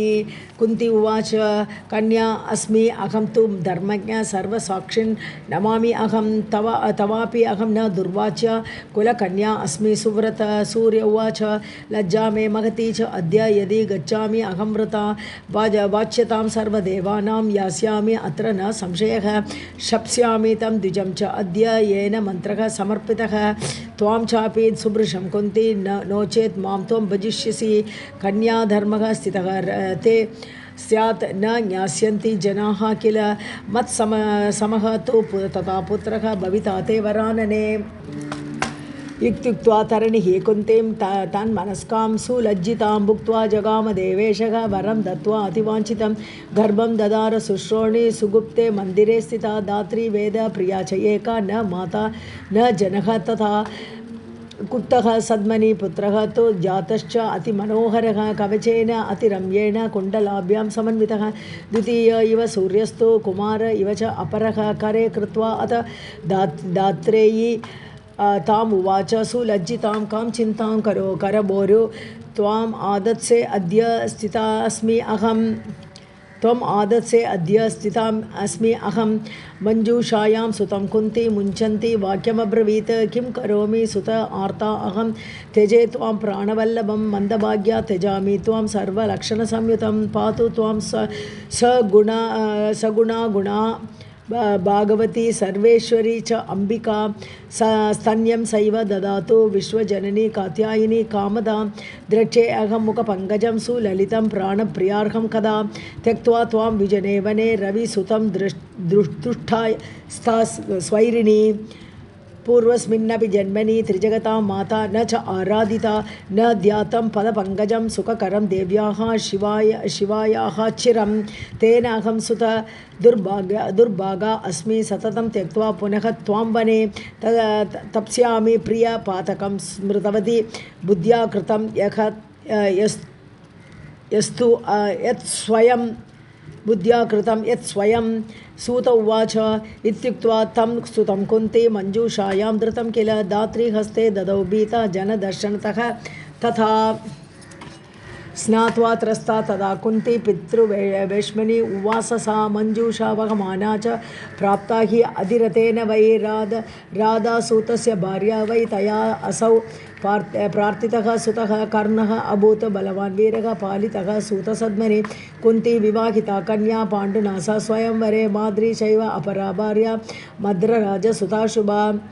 मृगयां रममाणस्तु वने पाण्डुः महाबलः जगान मृगबुद्ध्यातो रममाणं मुनिं वने शप्तः तेन तदा पाण्डुः मुनिना कुपितेन च स्त्रीसङ्गं यदि कर्तासि तदा ते मरणं ध्रुवम् इति शप्तस्थो मुनिना पाण्डुः शोकसमन्वितः त्यक्त्वा राज्यं वनेवासं चकार वृषदुःखितः कुन्ती माद्री च भार्ये द्वे जग्मतुः सखसङ्गते सेवनार्थं सती धर्मं शंसिते मुनिसत्तमाः गङ्गातीरे स्थितः पाण्डुः मुनीनामाश्रमेषु च शृण्वा धर्मशास्त्राणि चकार दुश्चरं तपः कथायां वर्तमानायां कदाचित् धर्मसंश्रितम् अशृणोत वचनं राजा सुपृष्टं मुनिभाषितम् अपुत्रस्य गतिः नास्ति स्वर्गे गन्तुं परन्तप येन केनापि उपायेन पुत्रस्य जननं चरेत् अंशजः पुत्रिका पुत्रः क्षेत्रजः गोलकः तथा कुण्डः सहोडः कानीनः क्रीतः प्राप्तः तथा वने दत्तः केनापि च अशक्तौ धनग्राहि सुताः स्मृताः उत्तरोत्तरतः पुत्राः निकृष्टाः इति निश्चयः इति आकर्ण्य तदा प्राह कुन्दीं कमललोचनां सुतम् उत्पादय आशु त्वं मुनिं गत्वा तप अन्वितं मम आज्ञया न दोषः ते पुरा राज्ञा महात्मना वसिष्ठाज्जनितः पुत्र सौदासेन इति मे श्रुतं तं कुन्ती वचनं प्राह मम मन्त्रो अस्ति कामदः दत्तः दुर्वाससा पूर्वं सिद्धदः सर्वतः प्रभो निमन्त्रये अहं यं देवं मन्त्रेण अनेन पार्थिव आगच्छेत् सर्वथा असौ वै मम पार्श्वं निमन्त्रितः भर्तुः वाक्येन सा तत्र स्मृत्वा धर्मं सुरोत्तमं सङ्गम्य सुषुवेत् पुत्रं प्रथमं च युधिष्ठिरं वायोः वृकोदरं पुत्रं जिष्णुं चैव शतक्रतोः वर्षे वर्षे त्रयः पुत्राः कुन्त्या जाता महाबलाः माद्री प्राह पतिं पाण्डुं पुत्रं मे कुरु सत्तम किं करोमि महाराज दुःखं नाशय मे प्रभो प्रार्थितापतिना कुन्ती ददौ मन्त्रं दयान्विता एकपुत्रप्रबन्धेन माद्री पतिमते स्थिता स्मृत्वा तदा अश्विनौ देव मद्रराजसुतासुतौ नकुलः सखदेवश्च शुशुवे वरवर्णिनी एवं ते पाण्डवाः पञ्च क्षेत्र उत्पन्नाः सुरात्मजाः वर्षान्तरे जाता वने तस्मिन् द्विजोत्तमाः एकस्मिन् समये पाण्डुः माद्रीं दृष्ट्वा अथ निर्जने आश्रमे च अतिकामार्थः जग्राह आगतवे वैशसः मामा इति बहुधा निषिद्धो अपि तया वृषम् आलिलिङ्गप्रियां दैवात् पपात धरणीतले यथा वृक्षगता वल्ली चिन्ने पतति वैद्रुमे तथा सा पतिता बाला कुर्वन्ती रोदनं बहुः प्रत्यागता तदा कुन्ती रुदति बालकाः तदा मुनयश्च महाभागाः श्रुत्वा कोलाहलं तदा मृतः पाण्डुः तदा सर्वे मुनयः संशितव्रताः सः अग्निभिः विधिं कृत्वा गङ्गातीरे तदा अदहन् चक्रे सहैव गमनं माद्री दत्त्वा सुतौ शिशुः कुन्त्यै धर्मं पुरस्कृत्य सतीनां सत्यकामतः जलदानादिकं कृत्वा मुनयः तत्र वासिनः पञ्चपुत्रयुतां कुन्तीम् अनयन् हस्तिनापुरं तां प्राप्तां च सम् आज्ञाय गाङ्गेयः विद्रः तदा नगरीं धृतराष्ट्रस्य सर्वं तत्र समाययुः पप्रच्छुः च जनाः सर्वे कस्य पुत्रावरानने पाण्डोः शापं समाज्ञाय कुन्ती दुःखान्विता तदा तानुवाच सुराणां वै पुत्राः कुरुकुल उद्भवाः विश्वासार्थं समाहूताः कुन्त्या सर्वे सुराः तदा आगत्य के तदा तैः तु कथितं नः सुताः किल भीष्मेण सत्कृतं वाक्यं दैवानां सत्कृताः सुताः गता नागपुरं सर्वे तान् आदाय सुतान् वधूं भीष्मादेः प्रीतचित्ताः पालयामासु अर्थतः एवं प्रपार्ताः समुत्पन्नाः गाङ्गेयेन अथ पालिताः इति श्रीमद्देवी भागवते महापुराणे अष्टादशसहस्रं संहितायां द्वितीयस्कन्धे युधिष्ठिरादीनाम् उत्पत्तिवर्णनं नाम षष्ठोऽध्यायः सर्वं जगदम्बार्पणमस्तु अतः सप्तमोऽध्यायः सूत उवाच पञ्चानां द्रौपदी भार्या सामान्या सा पतिव्रता पञ्चपुत्रास्तु तस्याः स्युः भर्तृभ्यः अतीव सुन्दराः अर्जुनस्य तथा भार्या कृष्णस्य भगिनी सुभद्राया कृता पूर्वं जिष्णुना हरिसम्मते तस्यां जातः महावीरः निगतः असौ रणाजिरे अभिमन्युः हताः तत्र द्रौपद्याश्च सुताः किल अभिमन्योः भार्या वैराटी च अतिसुन्दरी कुलान्ते शिशुवे पुत्रं मृतः बाण अग्निना शिशुः जीवितः स तु कृष्णेन भागिनेयसुतस्वयं द्रौणबाणे अग्निनिर्दग्धः प्रतापेन अद्भुतेन च परीक्षीणेषु वंशेषु जातः यस्मात् वरः सुतः तस्मात् परीक्षितः नाम विख्यातः पृथ्वीतले निगतेषु च पुत्रेषु धृतराष्ट्रः अतिदुःखितः तस्थो पाण्डवराज्ये च भीमवाग्बाणपीडितः गान्धारी च तथा अतिष्ठत् पुत्रशोकातुराभृशं सेवां तयोः दिवारात्रं चकार आर्तः युधिष्ठिरः विदुरः अपि अतिधर्मात्मा प्रज्ञानेत्रम् अबोधयत् युधिष्ठिरस्य अनुमते भ्रातृपार्श्वे व्यतिष्ठतः धर्मपुत्रो अपि धर्मात्मा चकार सेवनं पितुः पुत्रशोक उद्भवं दुःखं तस्य विस्मारयन्निव यथा शृणोति वृद्धः असौ तथा भीमः अतिरोषितः वाग्बाणेन अहनत् तं तु श्रावयन् संस्थितान् जनान् मया पुत्रा हताः सर्वे दुष्टस्य अन्धस्य ते रणे दुःशासनस्य रुधिरं पीतं हृद्यं यथा तथा भृशं भुनक्ति पिण्डम् अन्धो अयं मया दत्तं गतत्रपः द्वाङ्क्षवत् वा श्वावत् चापि वृथा जीवसि असौ जनः एवं विधानि रूक्षाणि श्रावयति अनुवासनम् आश्वासयति धर्मात्मा मूर्खः अयमिति च ब्रुवन् 18 एव वर्षाणि स्थित्वा तत्रैव दुःखितः धृतराष्ट्रः वने यानं प्रार्थयामास धर्मजम् अयाचत धर्मपुत्रं धृतराष्ट्रः महीपतिः पुत्रेभ्यो अहं ददामि अद्य निर्वापं विधिपूर्वकं वृकोदरेण सर्वेषां कृतम् अत्र ऊर्ध्वदैहिकं न कृतं मम पुत्राणां पूर्ववैरम् अनुस्मरन् ददासि चेत् धनं मह्यं कृत्वा च एव ऊर्ध्वदैहिकं गमिष्ये अहं वनं तप्तुं तपः स्वर्गफलप्रदम् एकान्ते विदुरेण उक्तः राजा धर्मसुतः शुचिः धनं दातुं मनश्चक्रे धृतराष्ट्राय च अर्तिने समाहूय निजान् सर्वान् उवाच पृथ्वीपतिः धनं दासे महाभागाः पित्रे निर्वापकामिने तच्छ्रुत्वा वचनं भ्रातुः ज्येष्ठस्य अमिततेजसः सङ्ग्रहे अस्य महाबाहुः मारुतिः कुपितो अब्रवीत् धनं देयं महाभाग दुर्योधनहिताय किम् अधुना अपि अन्धः अपि सुखमाप्नोति मूर्खत्वं किमतः परम् तं दुर्मन्त्रितेन अथ दुःखं प्राप्ता वने वयं द्रौपदी च महाभागा सम आनीता दुरात्मना विराटभवने वासः प्रसादात् तव सुव्रत दासत्वं च कृतं सर्वैः मत्स्यस्य अमितविक्रमैः देविता त्वं न चेत् ज्येष्ठः प्रभवे संशयः कथं सूपकारः विराटस्य हत्वा अभूवं तु मागधं बृहन्नला कथं जिष्णुः भवेत् बालस्य नर्तकः कृत्वा वेषं महाबाहुः योषायाः वासव आत्मजः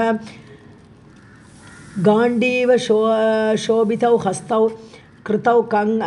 कङ्कणशोभितौ मानुषं च वपुः प्राप्य किं दुःखं स्यात् अतः परं दृष्ट्वा वेणीं कृतामूर्ध्नि कज्जलं लोचने तथा असिं गृहीत्वा तरसा चेद्मि अहं न अन्यथा सुखम् अपृष्ट्वा च महीपालं निक्षिप्तः अग्निः मया गृहे दग्धुकामश्च पापात्मा निर्दग्धो असौ पुरोचनः कीचकाः निगताः सर्वे त्वाम् अपृष्ट्वा जनाधिप न तथा निगताः सर्वे स भार्या धृतराष्ट्रजाः मूर्खत्वं तव राजेन्द्र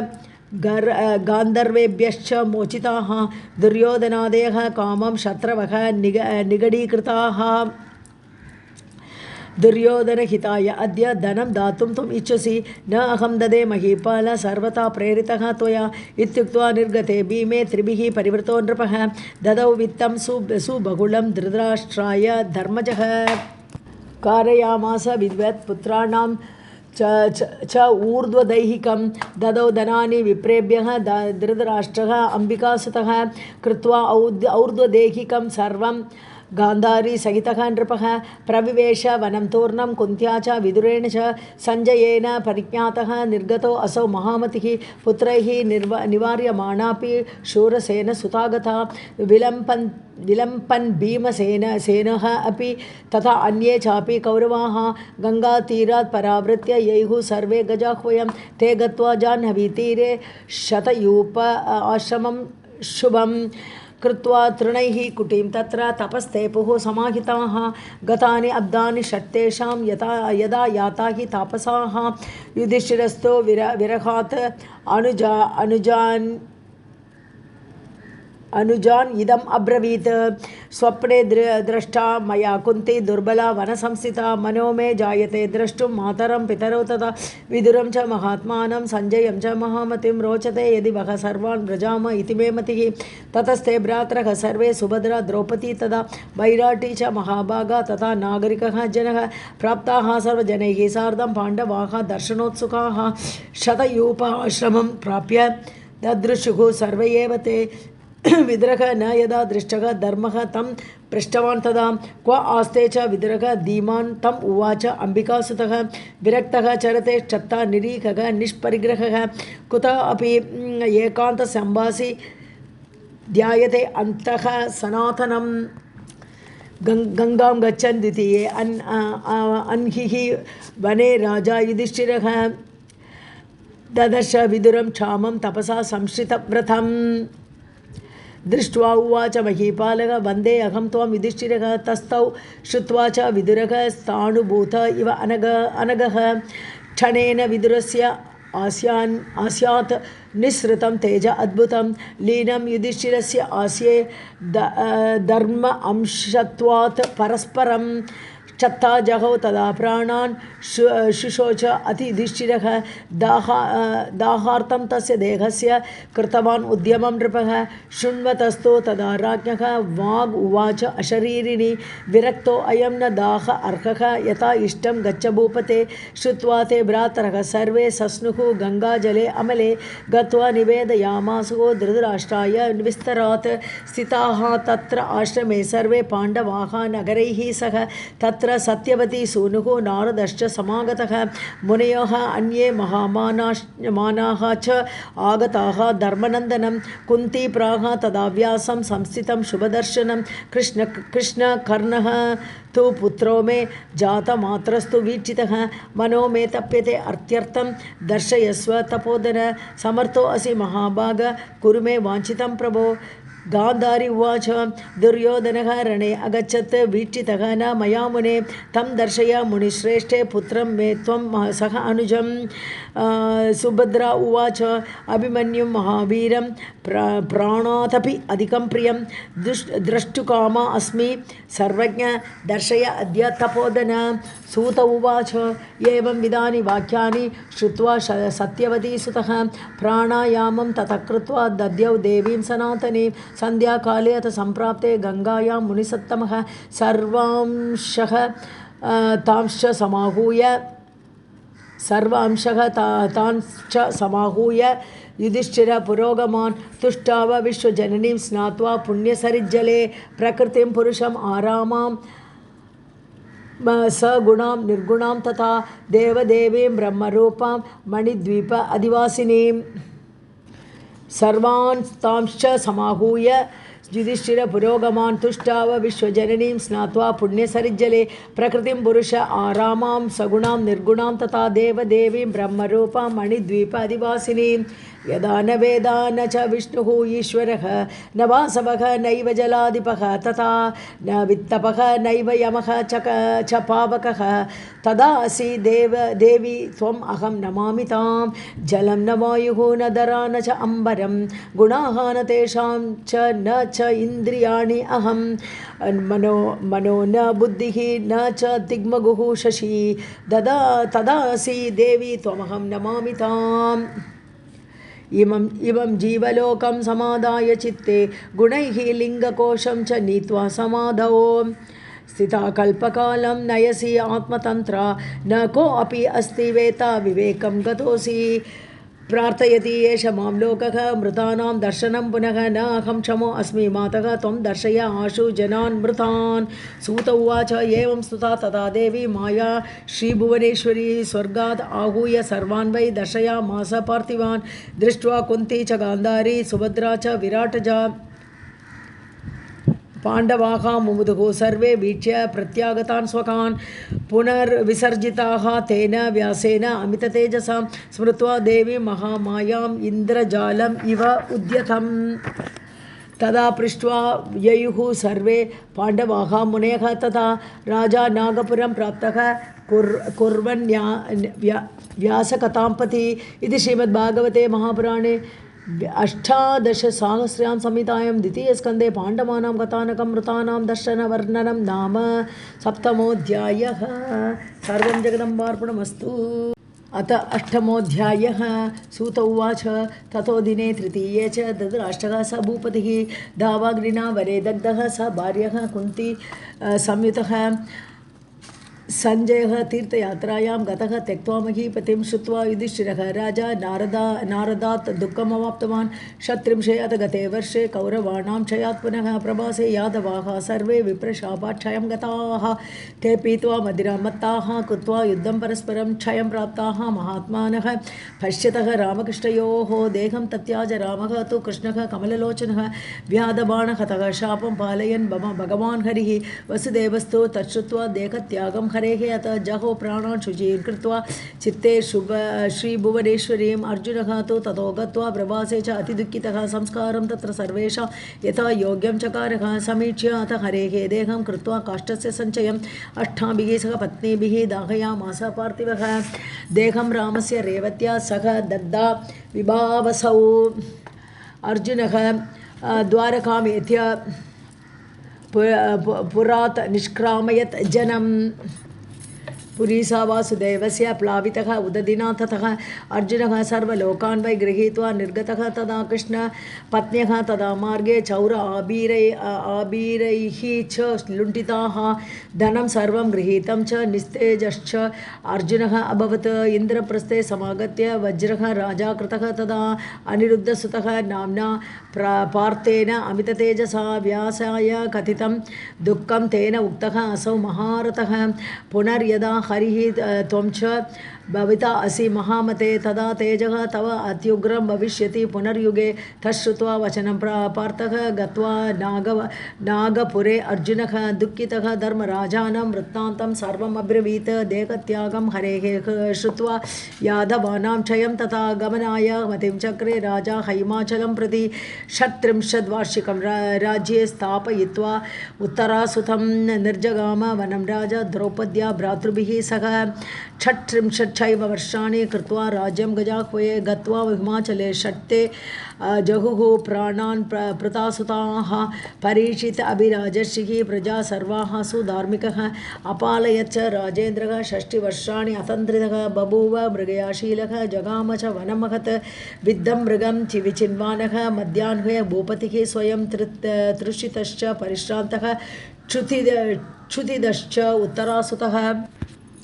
राजा धर्मेण संतप्तः ददर्श मुनिम् अन्तिके ध्याने स्थितं मुनिं राजा जलं पप्रच्छ च आतुरः न उवाच किञ्चित् मौनस्थः चुकोप नृपतिः तदा मृतं सर्पं तदा आदाय धनुष्कोट्या तृषातुरः कलिना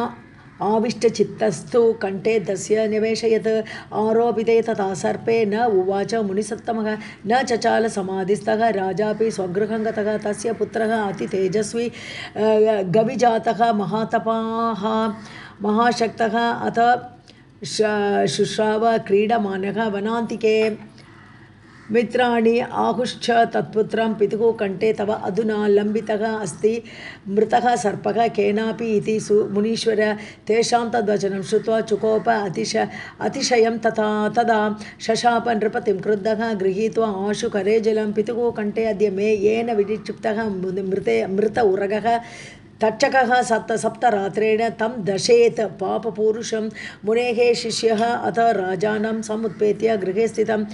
उपेत्य गृहे स्थितं शापं निवेदयामास मुनिपुत्रेण च अर्पितम् अभिमन्युसुतः श्रुत्वा शापं दत्तं द्विजेन वै अनिवार्यं च विज्ञाय मन्त्रिवृद्धान् उवाचः शप्तोऽहं द्विजरूपेण मम द्वेषात् असंशयं किं विधेयं मया अमात्याः उपायश्चिन्तयतामिह मृत्युः किल अनिवार्यः असौ वदन्ति वेदवादिनः यत्नः तथापि शास्त्रोक्तः कर्तव्यः सर्वथा बुधैः उपायवादिनः केचित् प्रवदन्ति मनीषिणः विज्ञा उपायेन सिद्ध्यन्ति कार्याणि न इतरस्य च मणिमन्त्र औषधीनां वै प्रभावाः खलु दुर्विधः न भवेत् इति किं तैः तु मणिमद्भिः सुसाधितैः सर्पदष्टा पुरा भार्या मुनेः सञ्जीवितामृता दत्त्वा अर्धम् आयुषः तेन मुनिना सा वर अप्सराः भवितव्येन विश्वासः कर्तव्यः सर्वथा बुधैः प्रत्यक्षं तत्र दृष्टान्तं पश्यन्तु सचिवाः किल दिवि कोऽपि पृथिव्यां वा दृश्यते पुरुषः क्वचित् दैवे मतिं समादाय यः तिष्ठेत् तो निरुद्यमः विरक्तः तो यतिः भूत्वा भिक्षार्थं याति सर्वथा गृहस्थानां गृहे कामम् आहुतः वा अथवा अन्यथा यदृच्छया उपपन्नं च क्षिप्तं केनापि वा मुखे उद्यमेन विना च आस्यात् उदरे संविशेत कथं प्रयत्नश्च उद्यमे कार्यः यदा सिद्धिं न याति चेत् तदा दैवं स्थितं च इति चित्तम् आलम्बयेत् बुधः मन्त्रिणः ऊचुः को मुनिः येन दत्त्वा अर्धमायुषः जीविता प्रिया कथं मृता महाराज तन्नः ब्रूहि सविस्तरं राजोवाच भृगोः भार्या वरोः पुलोमा नाम सुन्दरी तस्यां तु च्यवनो नाम मुनिः जातः अतिविष्टुतः च्यवनस्य च शर्यातेः सुकन्या नाम सुन्दरी तस्यां जज्ञे सुतः श्रीमान् प्रमतिः नाम विष्टुतः प्रमते हेतु भार्या प्रिया प्रतापी नाम विश्रुता रुरुः नाम सुतः जातः तथा परमतापसः तस्मिंश्च समये कश्चित् स्थूलकेशः च विश्रुतः बभूव तपसा युक्तः धर्मात्मा सत्यसम्मतः एतस्मिन् अन्तरे मान्या मेनका च वर अप्सरा क्रीडां चक्रे नदीतीरे त्रिषु लोकेषु सुन्दरी गर्भं विश्वाससोः प्राप्य निर्गता वरवर्णिनी स्थूलकेशाश्रमे गत्वा विससर्ज वर अप्सरा कन्यकां न च नदीतीरे त्रिषु लोकेषु सुन्दरीं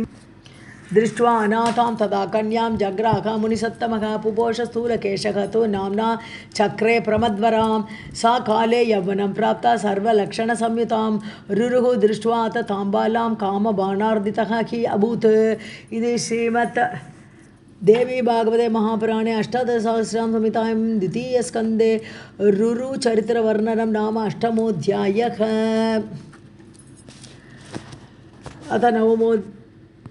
अथ नवमोऽध्यायः परीक्षितुवाच कामार्थः स मुनिः गत्वा रुरुः सुप्तः निजाश्रमे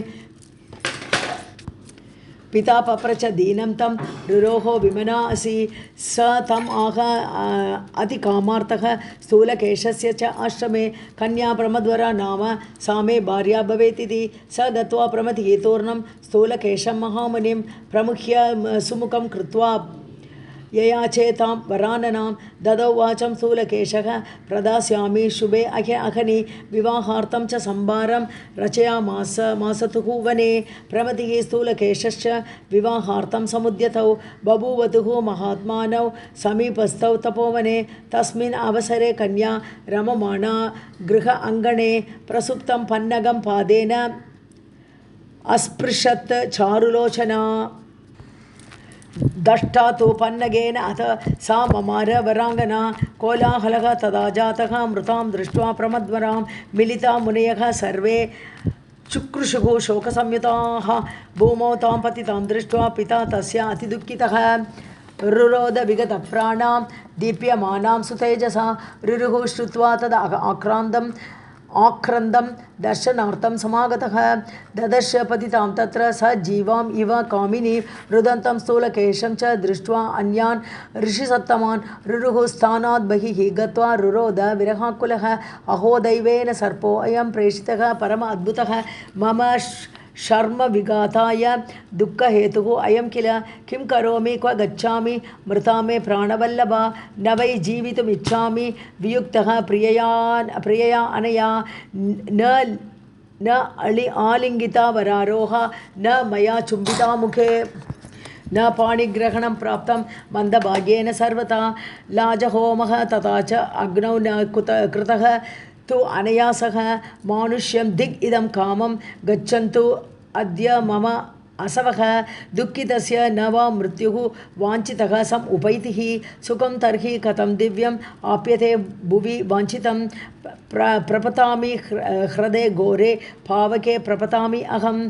विषम अद्मि गले पाशं कृत्वा प्राणान् सजामि अहं विलप्य एवं रुरुः तत्र विचार्य मनसा पुनः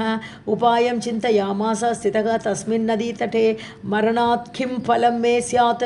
आत्महत्या दुरत्यया दुःखितश्च पिता ये स्यात् जननी च अतिदुःखिता दैवः तुष्टः भवेत् कामं दृष्ट्वा मां त्यक्तजीवितं सर्वः प्रमुदितश्च स्यात् मच्चये न अत्र संशयः उपकारः प्रियायाः कः परलोके भवेदपि मृते मयि आत्मघातेन विरहात् पीडिते अपि च परलोके प्रिया सापि न मे स्यात् आत्मघातिनः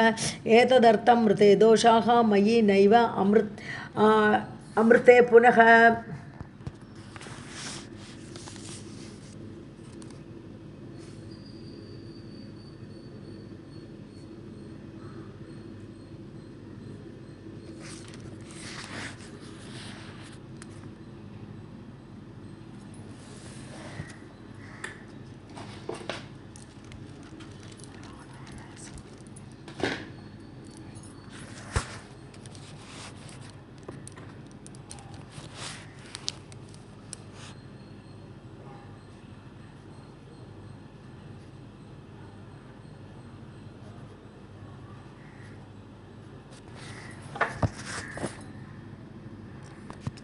पाणौ असौ मुनिः यन्मया सुकृतं किञ्चित् कृतं देव अर्चनादिकं गुरवः पूजिताः भक्त्या हुतं जप्तं तपकृतम्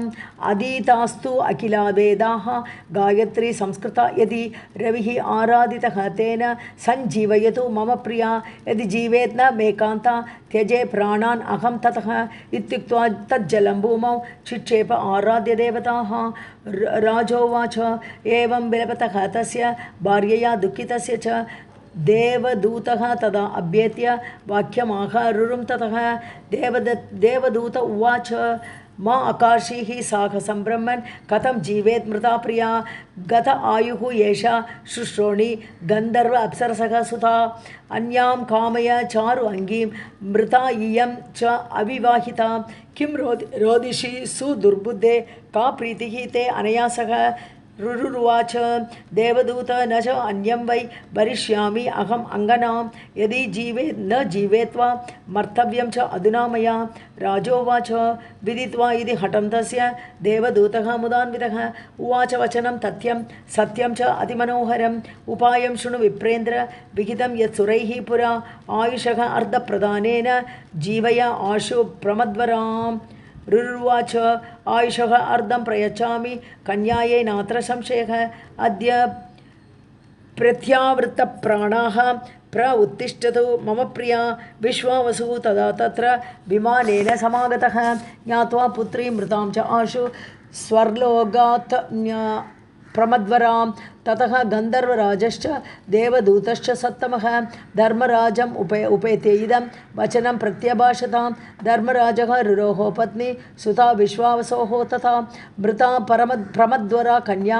दष्टा सर्पेण च अधुना सा रुरोः आयुषः अर्धेन मर्तुकामस्य सूर्यज उत्तिष्ठतु तनु अङ्गी व्रतचर्या प्रभावतः धर्म उवाच विश्वावसु सुतां कन्या देवदूत यदि इच्छसि उत्तिष्ठतु आयुषः अर्धेन रुरुं गत्वा त्वम् अर्पय राजोवाच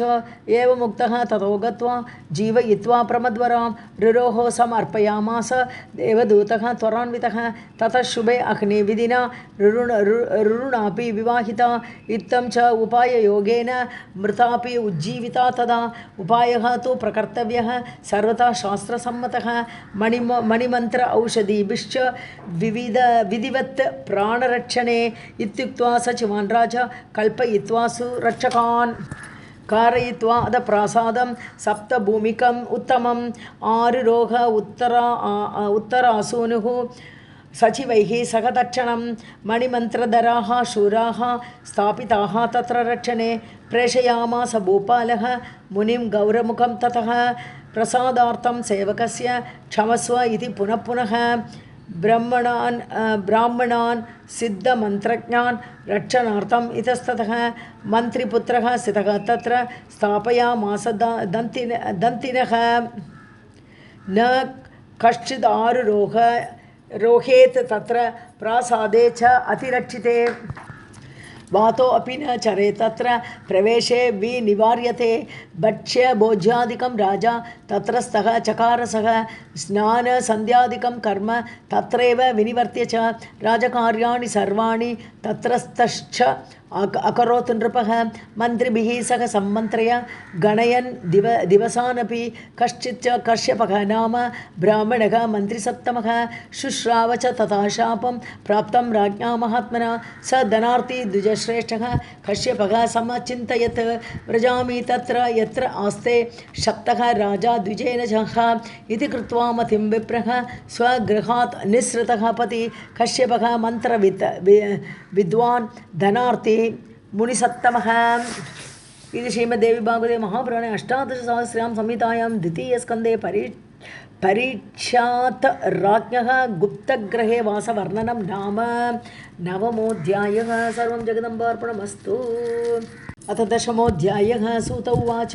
तस्मिन्नेव दिने नाम्ना तक्षकः तं निर्वोत्तमं शक्तं ज्ञात्वा गृहात्तूर्णं निःसृतः पुरुषोत्तमः वृद्धब्राह्मणवेषेण तक्षकः पतिनिर्गतः अपश्यत् कश्यपं मार्गे व्रजन्तं नृपतिं प्रति तम् अपृच्छत् पन्नगः असौ ब्राह्मणं मन्त्रवादिनं क्व भवान् त्वरितः याति किञ्च कार्यं चिकीर्षति। कश्यप उवाच परीक्षितं नृपश्रेष्ठं तक्षकः च प्रदक्षति तत्र अहं त्वरितः यामि नृपं कर्तुम् अपज्वरं मन्त्रो अस्ति मम विप्रेन्द्र विषानाशककरः किल जीवयिष्यामि अहं तं वै जीवितव्ये अधुना किल। तक्षक उवाच अहं स पन्नगः ब्रह्मन् तं दक्ष्यामि महीपतिं निवर्तस्व न शक्तः त्वं मया दष्टं चिकित्सितुं। कश्यप उवाच अहं दष्टं त्वया सर्प नृपं शप्तं द्विजेन वै जीवयिष्यामि असन्देहं कामं मन्त्रबलेन वै। तक्षक उवाच यदि त्वं जीवितुं यासि मया दष्टं नृपोत्तमं मन्त्रशक्तिबलं विप्र दर्शय त्वं मम अनग दक्ष्यामि येनं च निग्रोधं विषदंष्ट्राभिः अद्य वै। कश्यप उवाच जीवयिष्ये त्वया दष्टं दग्धं वा पन्नगोत्तम। सूत उवाच अदशत्पन्नगः वृक्षं भस्मसात् च चकारतम्। उवाच कश्यपं भूयः जीवय येनं द्विजोत्तम। दृष्ट्वा भस्मीकृतं वृक्षं पन्नगेन विषाग्निना सर्वं भस्म समाहृत्य कश्यपः वाक्यमब्रवीत् पश्य मन्त्रबलं मे अद्य निग्रोधं पन्नगोत्तम जीवयामि अद्य वृक्षं वै पश्यतः ते महाविष। इत्युक्त्वा जलमादाय कश्यपः मन्त्रवित्तमः शिषे च भस्म राशिं तं मन्त्रितेन एव वारिणा तद् वारिसेचनात् जातः न्यग्रोधः पूर्ववत् शुभः। विस्मयं तक्षकः प्राप्तः दृष्ट्वा तं जीवितं नगं तम् आह कश्यपं नागः किमर्थं ते परिश्रमः सम्पादयामि तं कामं ब्रूहि वाडव वाञ्छितं। कश्यप उवाच वित्तार्थिं नृपतिं मत्वा शप्तं पन्नग निःसृतः गृहात् अहं च उपकर्तुं विद्यया नृपसत्तमम्। तक्षक उवाच वित्तं गृहाण विप्रेन्द्र यावदिच्छसि पार्थिवात् ददामि स्वगृहं याहि स कामो अहं भवामि अतः। सूत उवाच तच्छ्रुत्वा वचनं सस्य कश्यपः परम अर्थवित् चिन्तयामास मनसा किं करोमि पुनः पुनः धनं गृहीत्वा स्वगृहं प्रयामि यदि अहं पुनः भविष्यति न मे कीर्तिः लोके लोभसमाश्रयात् जीविते अत नृपश्रेष्ठे कीर्तिः स्यात् अचला मम धनप्राप्तिश्च बहुधा भवेत् पुण्यं च जीवनात् रक्षणीयं यशः कामं दिग्धनं यशसा विना सर्वस्वं रघुणा पूर्वं दत्तं विप्राय कीर्तये हरिश्चन्द्रेण कर्णेन कीर्त्यर्थं बहुविस्तरम् उपेक्षेयं कथं रूपं दह्यमानं विष अग्निना जीविते अद्य मया राज्ञी सुखं सर्वजनस्य च अराजके अराजके प्रजानाशः भविता न अत्र संशयः प्रजानाशस्य पापं मे भविष्यति मृते नृपे अपकीर्तिश्च लोकेषु धनलोपात् भविष्यति इति संचिन्त्य मनसा ध्यानं कृत्वा स कश्यपः गत आयुषं च नृपतिं ज्ञात्वान् बुद्धिमत्तरः ज्ञातवान् बुद्धिमत्तरः आसन्नमृत्युं राजानं ज्ञात्वा दानेन कश्यपः गृहं ययौ स धर्मात्मा धनमादाय तक्षकात् निवर्त्य कश्यपं सर्पः सप्तमे दिवसे नृपं हन्तु कामः जगाम आशु नगरं नागसाह्वयं शुश्राव नगरस्य अन्ते प्रासादस्थं परीक्षितं मणिमन्त्र औषधैः कामं रक्ष्यमाणम् अतन्त्रितम् चिन्ताविष्टः तदा नागः विप्रशापभयाकुलः चिन्तयामास योगेन प्रविशेयं गृहं कथं वञ्चयामि कथं च येनं राजानं पापकारिणं विप्रशापात् हतं मूढं विप्रपीडाकरं शठं पाण्डवानां कुले जातः कोऽपि न एतादृशो भवेत् तापसस्य गले येन मृतः सर्पः निवेशितः कृत्वा विगर्हितं कर्म जानन् कालगतिं नृपः रक्षकान् भवने कृत्वा प्रासादम् अभिगम्य च मृत्युं वञ्चयते राजा वर्तते अद्य निराकुलः तं कथं दक्षयिष्यामि विप्रवाक्येन चोदितः न जानाति च मन्दात्मा मरणं हि अनिवर्तनं तेन असौ रक्षकान् स्थाप्य सौदारूढः अद्य मोदते यदि वै विहतः मृत्युः दैवेन अमिततेजसा स कथं परिवर्तेत कृतैः यत्नैस्तु कोटिभिः पाण्डवस्य च दायादः जानन् मृत्युं गतं नृपः जीवेन मतिम् आस्थाय स्थितः स्थाने निराकुलः दानपुण्यादिकं राजा कर्तुम् अर्हति सर्वथा धर्मेण हन्यते व्याधिः येन आयुः शाश्वतं भवेत् नो चेत् मृत्युविधिं कृत्वा स्नानदान अधिकाः क्रियाः मरणं सर्वलोकाय नरकाय अन्यथा भवेत् द्विजपीडाकृतं पापं पृथक् वा अस्य च भूपतेः शापः तथा घोरः आसन्ने मरणे किल न कोऽपि ब्राह्मणः पार्श्वे य एनं प्रतिबोधयेत् वेदसा विहितः मृत्युः अनिवार्यः तु सर्वथा इति संचिन्त्य सर्पः असौ स्वान् नागान् निकटे स्थितान् कृत्वा तापसवेषांस्तान् प्राहिणोत् सुभुजङ्गमान् फलमूलादिकं गृह्य राज्ञे नागः अथ दक्षकः स्वयं च कीटरूपेण फलमध्ये ससारः निर्गतास्ते तदा नागाः फलानि आदाय सत्वराः ते राजभवनं प्राप्य स्थिताः प्रासादसन्निधौ रक्षकाः तापसान् दृष्ट्वा पप्रच्छुः तच्चिकीर्षितम् ऊचुस्ते भूपतिं द्रष्टुं प्राप्ताः स्मः अद्य तपोवनात् अभिमन्युसुतं वीरं कुल अर्कं चारुदर्शनं परिवर्धयितुं प्राप्ताः मन्त्रैः अथर्वणैः तथा निवेदयद्वं राजानं दर्शनार्थम् आगतान् मुनीन् कृत्वा अभिषेकान् यास्यावः दत्त्वा मिष्टफलानि च भारतानां कुले क्वापि न दृष्टा द्वाररक्षकाः न श्रुतं तापसानां तु राज्ञः असन्दर्शनं किल आरोहामः वयं तत्र यत्र राजा परीक्षितः आशीर्भिः वर्धयित्वा येनं दत्त आज्ञाः प्रव्रजामहे सूत उवाच इति आकर्ण्य वचस्तेषां तापसानां तु रक्षकाः प्रत्यूचुः तान् द्विजान् मत्वा निदेशं भूपतेः यथा न अद्य वः दर्शनं विप्राः राज्ञः स्यादिति नः मतिः श्वः सर्वतापसैः अत्र तु आगन्तव्यं नृपालये अनारोहस्तु प्रासादः विप्राणां मुनिसत्तमाः विप्रशापभयात्राज्ञा विहितः अस्ति न संशयः तदा ऊचुः तान् अथ विप्राः फलमूलजलानि च विप्र आशिषश्च राज्ञे अथ ग्राहयन्तु सुरक्षकाः ते गत्वा नृपतिं प्रोचुः तापसान् आगतान् जनाः राजोवाच आनयद्वं वै फलमूलादिकं च यत् पृच्छद्वं तापसान् कार्यं प्रातः आगमनं पुनः प्रणामं कथयद्वं मे न अद्य सन्दर्शन मम ते गत्वा समादाय फलमूलादिकं च यत् राज्ञे समर्पयामासुः बहुमानपुरस्सरं गतेषु तेषु नागेषु विप्रेषु आवृतेषु च फलानि आधाय राजा असौ सचिवान् इदम् अब्रवीत् सुहृदः भक्षयन्तु अद्य फलानि एतानि सर्वशः अद्मि अहं च एकम् एतद्वै फलं विप्र अर्पितं महत् इत्युक्त्वा तत्फलं दत्त्वा सुहृद्भ्यश्च